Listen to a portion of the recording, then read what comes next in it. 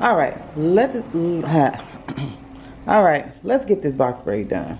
So first, I already have my piece right here. I used the crossover method, so I can already have my 3 pieces ready to go.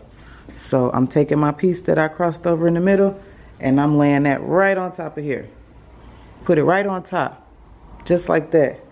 Don't grab the whole piece of natural hair. Grab half of it. I know it's gonna look like I'm grabbing the whole thing, but I'm only grabbing half of it. So grab half, and when you stick your hand between there, under there to grab your piece on the other side, it don't matter which way you go, you can use the left hand or you can use the right hand.